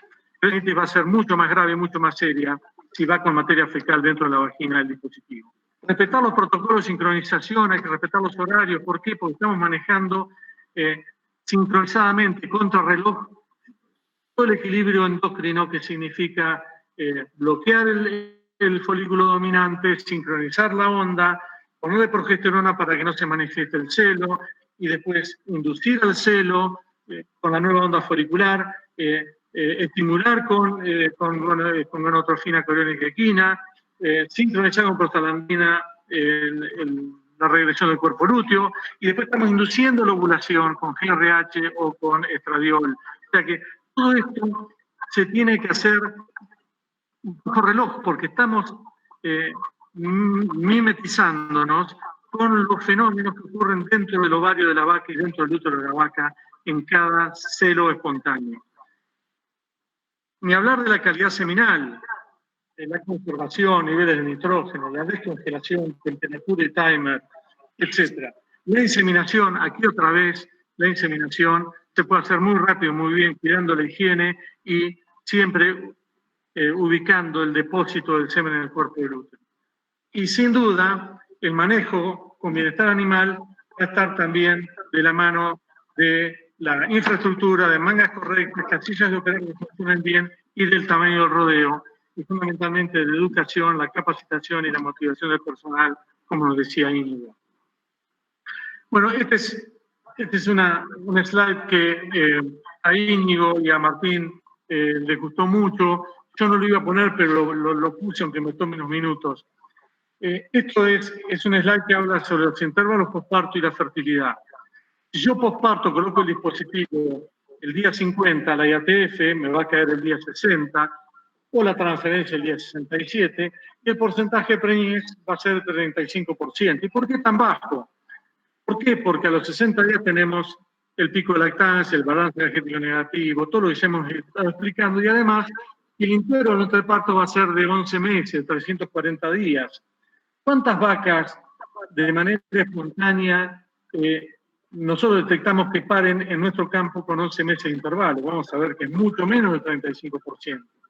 Razón por la cual el 35% parece un milagro de la farmacéutica y de la biotecnología. Cuando nosotros decimos entre días 50 y 60, un porcentaje de preñez magro, 35-40%, no significa que eso no pueda ser utilizado en beneficio, porque la indicación, yo como lo recomiendo de utilizar, en vacas cola de parición. La IATF deberíamos hacerla 25 a 30 días antes de finalizar el servicio de repaso con toro, porque de esta manera vamos a tener dos oportunidades para la vaca de cola de aparición. La de la IATF, que no me importa si preña el 35 o el 40%, porque después esa vaca va a tener un celo posterior, porque la sacamos del anestro y el toro, como siempre, va a corregir nuestros errores. Mientras que a la cabeza de parición, yo recomendaría iniciar después del día 75, de manera tal que al día 85 estemos inseminando, y siempre el porcentaje de preñez va a ser superior al 50% y el intervalo entre partos va a ser de un año. Es decir, que la curva se ameseta después de los 85 días posparto del servicio. De manera tal que si nosotros tomásemos 12 meses y medio de intervalo entre partos, podríamos decir que es el óptimo o es el natural de la vaca, razón por la cual ahí el 60% de preñez lo obtendríamos con facilidad. Ahora, manejando muy bien y seleccionando los rodeos, se puede trabajar con el 60% de preñez y superior, tanto en vacas como en vaquillones. Pero ¿cuánto cuesta una preñez de IATF? Si nosotros le ponemos semen de óptima calidad, de genética superior, para facilidad de parto, con todas todos los car vendors, los que donan las tendencias, con todos los atributos deseables, y le ponemos 5 kilos por dosis, que son 500 pesos, no estamos hablando de una dosis barata. Y si le ponemos 15 kilos a la IATF, con todo, tacto previo, todas las hormonas, los medicamentos, todo de primer uso y único uso, y el diagnóstico posterior con ultrasonido, nos sale al fin del día 20 kilos por vaca inseminada. Si nosotros logramos el 60% de preñez, son 35 kilos por vaca preñada. Significa que cada ternero va a tener 35 kilos de costo. Entonces, ¿pero qué va a pasar? ¿Cuántos kilos más por ternero destetado se puede obtener con la IATF comparado al servicio con toro? Bueno, 28 kilos más por animal destetado. Esto es verdad, pero también es relativo. Es verdad si lo que estamos comparando es la genética de un toro. Es una verdad relativa o una mentira si decimos que el toro no trabajó en el tiempo fijo. ¿Por qué? Porque esos 28 kilos también pueden ser porque ese ternero va a tener promedio 15 días más o 10 días más de edad en el total del rodeo a la época del destete. Entonces, los kilos más de la IATF se deben a la calidad genética, pero también a que estamos acortando el posparto de la vaca y, por lo tanto, también estamos aumentando los días de lactancia hasta el destete. La conclusión, la IATF es una herramienta práctica muy accesible para introducir genética superior, acortar el anestro posparto, acortar el periodo de servicio, sobre todo cuando queremos acortar el periodo de servicio, lo queremos llevar de 120 días a 115 y al año siguiente 115 a 110. Tenemos que hacer en cabeza, cuerpo y cola de parición, tenemos que hacer tiempo fijo, y fundamentalmente en la cola de parición. Y aumentar con esto los kilos de testo. Ahora bien, pasemos a las transferencias embrionarias, y ya estoy excedido en el horario. ¿Cuáles son los objetivos de las transferencias embrionarias?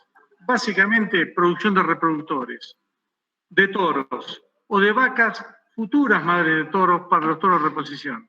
Nosotros no podemos pretender hacer transferencia embrionaria para tener mayor peso al destete y con eso ganar dinero, porque con el costo de la transferencia embrionaria, cuando el ternero ya nació, ya estamos perdiendo plata. O sea que eso es digamos, inviable.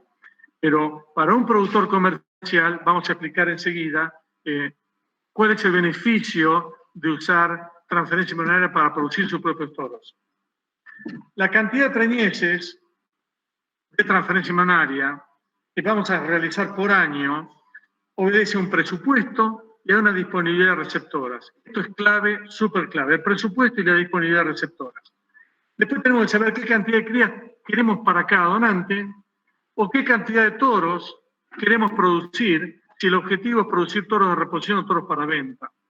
Es decir, y al mismo tiempo, como estamos hablando siempre de sistemas complementarios, tenemos que saber qué cantidad de toros vamos a producir o qué cantidad de vaquillones de reemplazo vamos a producir con servicio natural, con inseminación, y a partir de ahí cuánto nos queda, de acuerdo a nuestro presupuesto y a nuestra disponibilidad de receptoras, para hacer por embrión.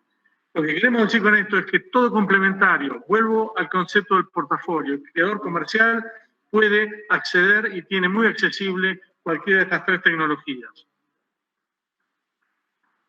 Entonces, si nosotros damos una tabla de costos reproductores por transferencia embrionaria, si el propietario es dueño de la genética, nosotros le podemos adjudicar 100 kilos a la genética, tecnología y servicio 250 kilos, pérdida hasta el destete, selección del destete, los costos de receptora y del ternero, hay que contemplar el costo de la receptora, son 120 kilos hasta el destete, la alimentación hasta los 650 kilos, que son otros 350 kilos, la sanidad, el examen andrológico y otras pérdidas más del 10%. Al fin del día, cada toro nos costó 1.100 kilos de carne.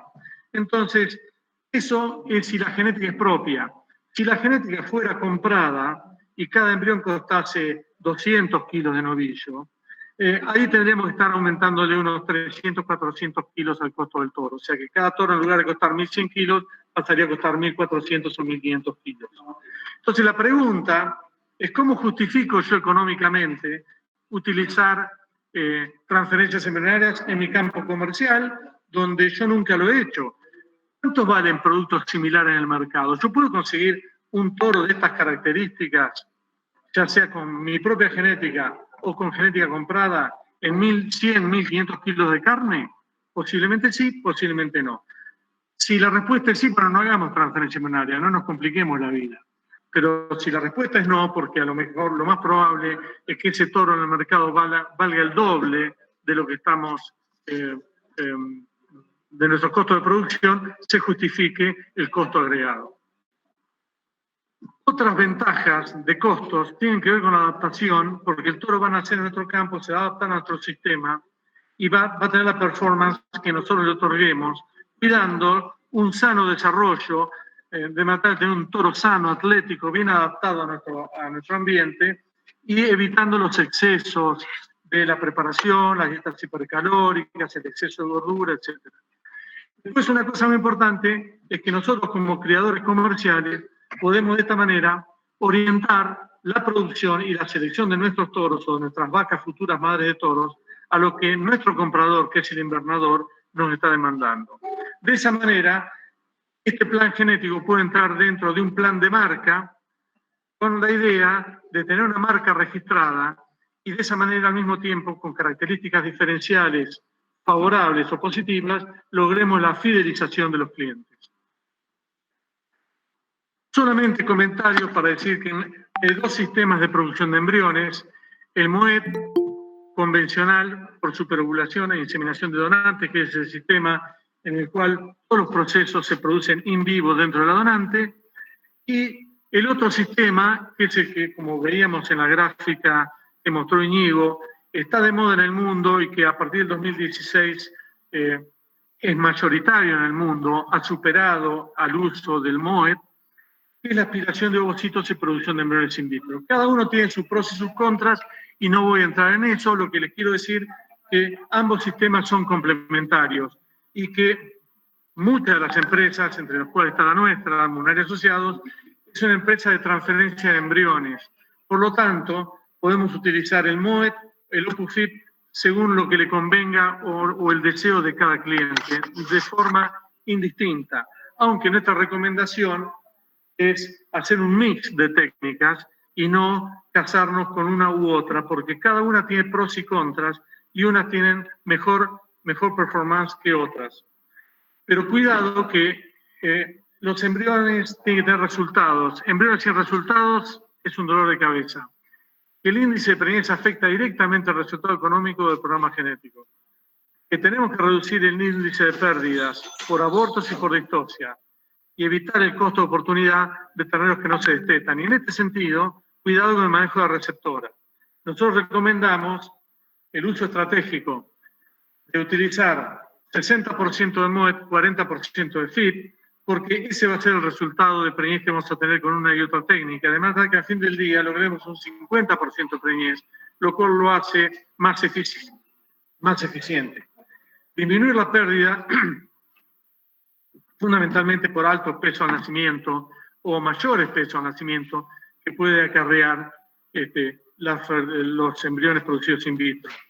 Por otro lado, adaptar la producción a los objetivos del plan.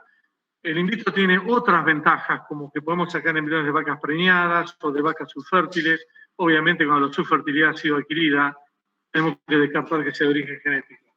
Y al fin del día, lo que tratamos de hacer es de controlar costos y riesgos de logística usando el mix, porque los costos y los riesgos de logística del in vitro son mayores que los costos de logística del MOEP.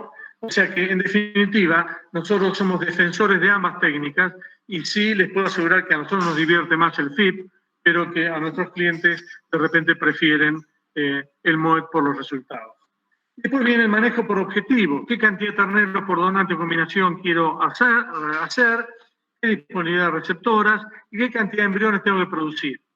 Si son de MOEP, voy a tener que producir 2 embriones para lograr el 50% de nacimiento, es decir, para lograr un ternero.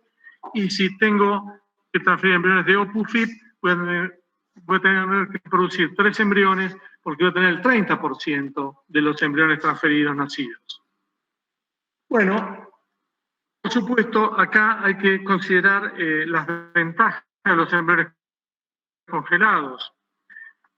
Los embriones congelados reducen los costos operativos porque reducen los costos de logística y fundamentalmente que podemos operar la transferencia embrionaria de manera sincronizada con la época de servicio de las vacas, de manera tal que no necesitamos receptoras en el campo, sino que utilizamos la propia vaca.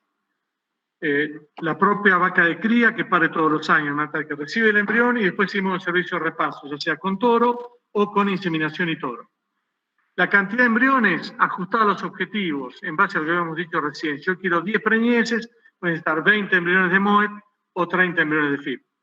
Las transferencias, repito el concepto que dije recién, adaptados al calendario de servicios del rodeo. No tenemos que tener un calendario o un trabajo extra, sino que al fin del día es el mismo trabajo que usamos para inseminación a tiempo fijo, es el mismo que vamos a usar para transferir los embriones. Y acá viene el manejo de receptoras, que es el gran cuco, porque la gente dice, ¿cómo va a hacer transferencia embrionaria? ¿Qué lío con las receptoras? Las receptoras me van a quedar vacías en el campo, voy a tener el costo de oportunidad de un ternero que no voy a destetar el año que viene. ¿Cómo hago con esto? Bueno, la idea es hacer coincidir la agenda de transferencia en el servicio del campo.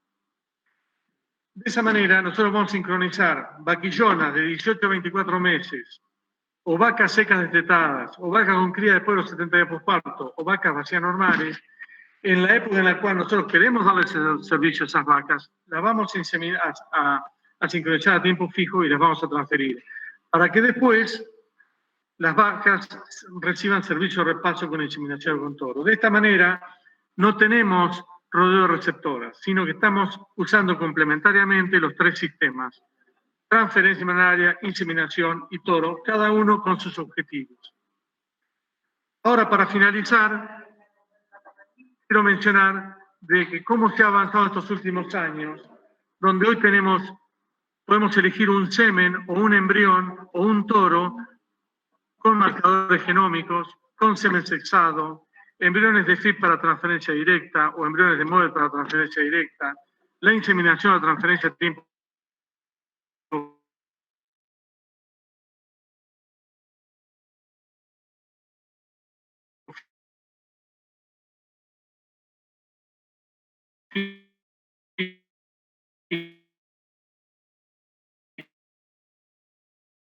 fijo,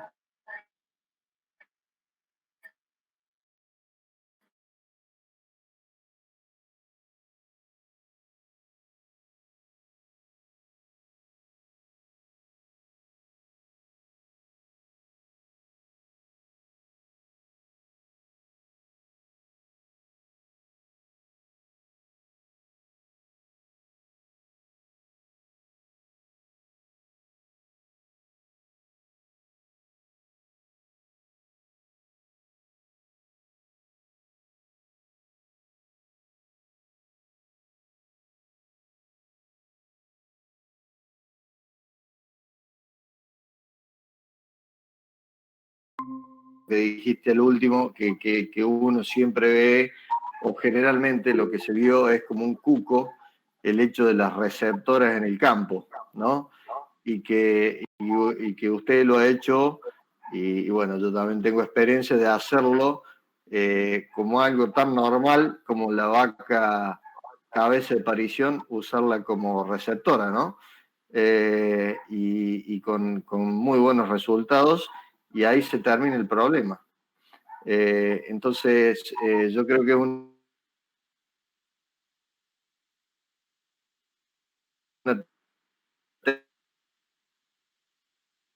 técnica que estamos queriendo para finalizar esa charla. Me quedó grabado ese tema porque realmente es para aclararlo, ¿no?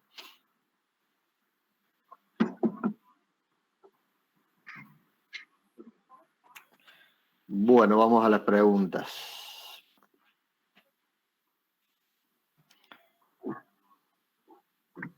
Bueno, muchos saludos. Ricky Foster, impecable salud, Carlos. Muchísimos saludos, no lo podemos leer a todos, disculpen. Una pregunta, ¿qué se necesita para comprar genética en Argentina? ¿Cómo se implementa la compra y la distribución? He visto que tienen oferta de embriones de toros legendarios. ¿A qué se refieren? Son 3 preguntas distintas. Me imagino que será orientada a Íñigo. Vamos con la primera. ¿Qué se necesita para comprar genética en Argentina, Íñigo? Plata. Lo primero. Y una tarjeta de crédito. Bueno, hay diferentes formas de pago, ¿no? Pero obviamente, como decía Carlos, es el presupuesto, ¿no? Es la planificación, pero bueno, yo creo que dentro de esa planificación y saber dentro de la oferta de todo el paquete que hay disponible de genética, tanto en reproductores como en semen y como en embriones, hoy creo que hay muchas posibilidades, como nos ha contado Carlos, hay muchas alternativas y cada vez más ahora con la genómica, obviamente ni hemos mencionado la edición génica con lo que se puede venir y como ha dicho el semen sexado, genómico y los embriones sexados. Entonces, bueno, creo que ¿qué se necesita? Creo que un plan también de evolución genética. Y ahí, obviamente, cada uno con su asesor y los objetivos productivos que tenga en el campo, definir qué es lo que va a estar necesitando. Obviamente, bueno, desde GenGanar vamos a decir como mercado que lo que buscamos ofrecer es la mayor cantidad de alternativas, ¿no? De posibilidades y opciones en cuanto a las diferentes razas, en cuanto a tipos de DEVs y objetivos de producción. Si me preguntan la compra y la distribución, a ver, GenGanar es un marketplace, con lo cual esto es como Mercado Libre o como Amazon, que pueden ser los más conocidos, o Despegar. Uno entra, busca, tiene motores de búsqueda para filtrar por raza, de hecho por características incluso de los animales para poder encontrarlo.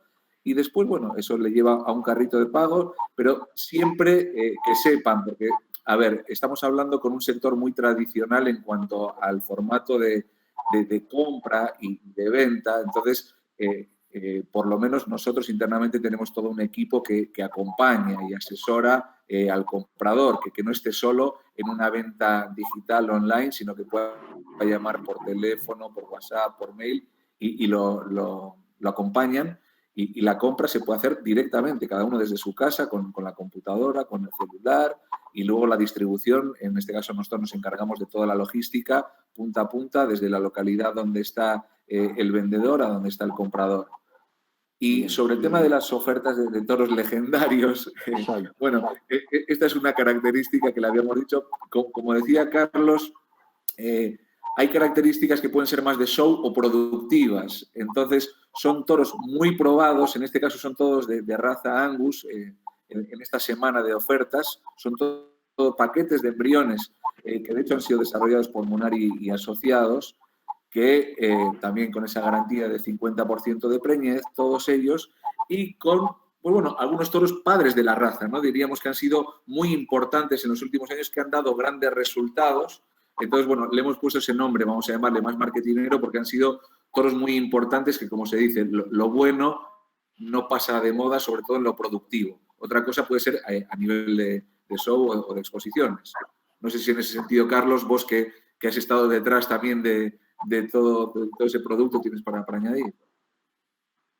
Sí, yo lo que quiero añadir es que, digamos, nosotros lo que hemos hecho es, de manera no arbitraria, sino simplemente orientativa, dividimos los embriones para 3 usos.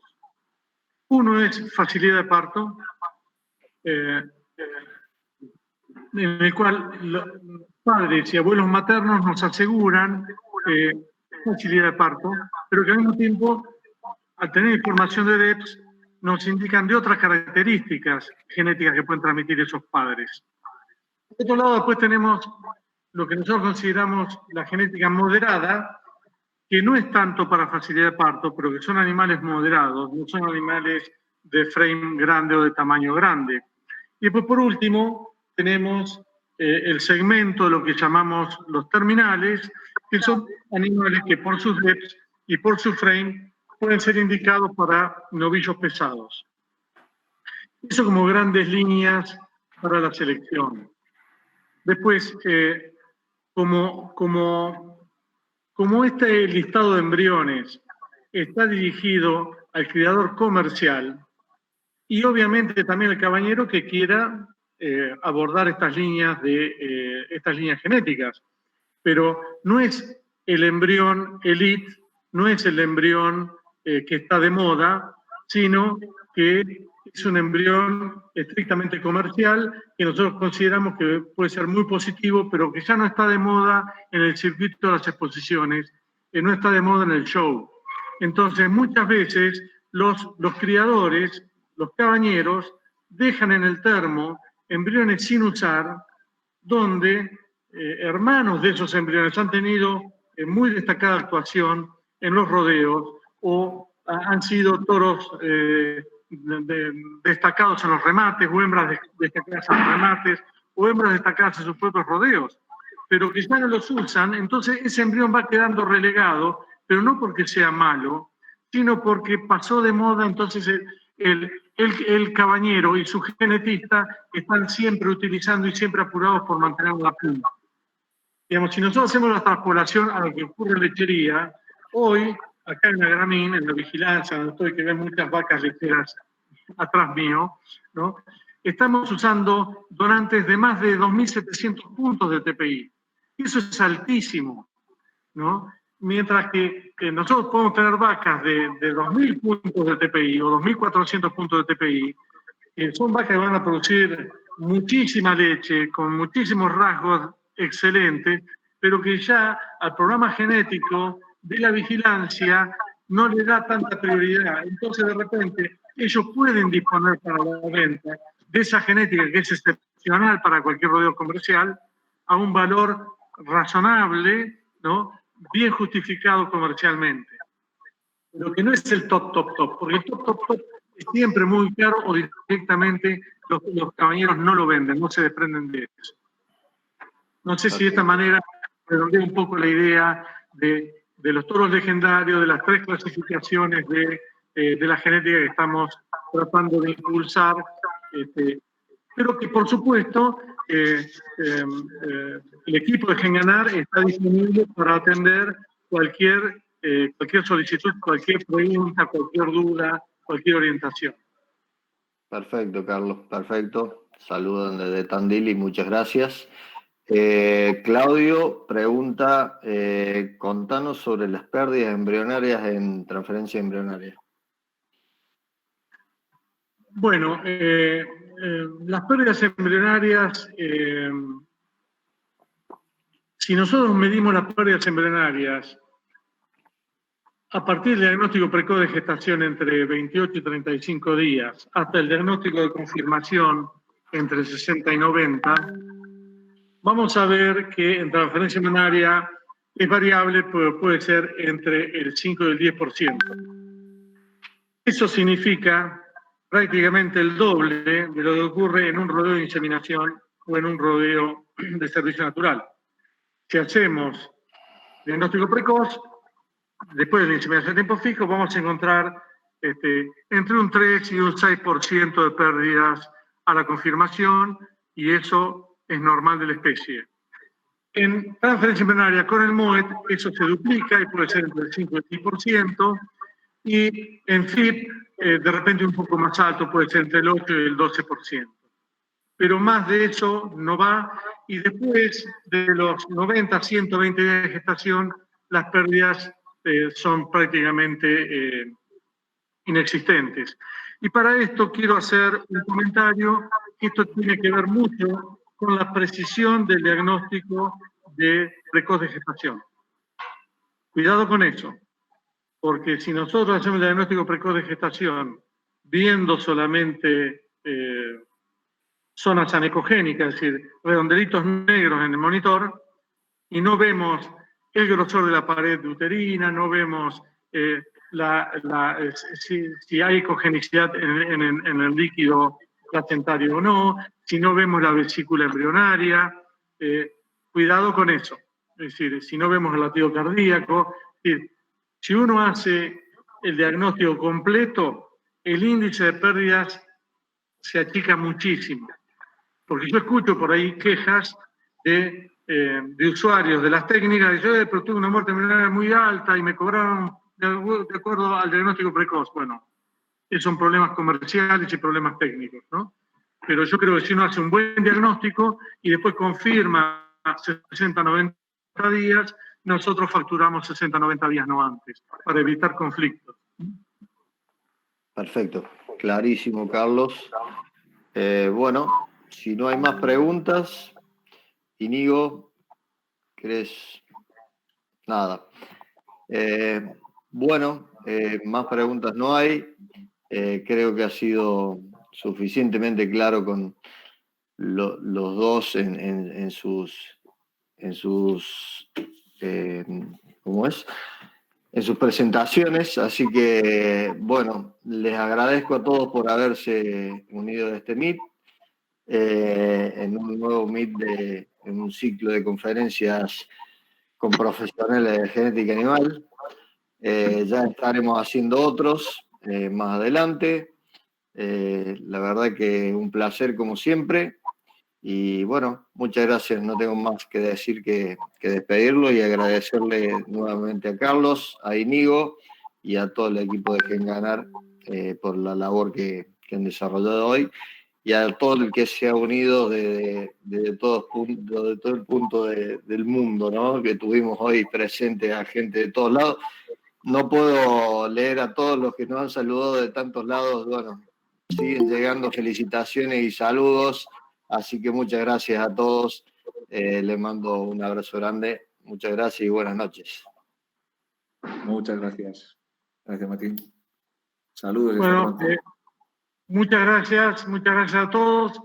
Y que no se nos escape decir de que los contenidos de estas charlas van a estar en la página web de GenGanar. Perfecto. Muchas gracias, buenas noches, que pasen bien y quedamos a su disposición. Perfecto. Muchísimas gracias a todos. Un saludo y buenas noches.